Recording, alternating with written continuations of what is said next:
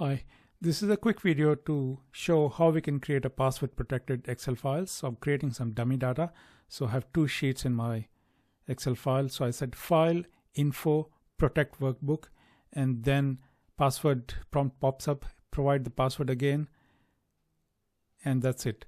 Your file is ready to be saved as a password protected file. So I'm going to rename it, and that's it. And when you read that file, the password prompt comes up, and then you provide your password. That's it. And don't lose your password, otherwise you will never be able to open that file. Thank you very much for watching it, and I hope you found this information useful.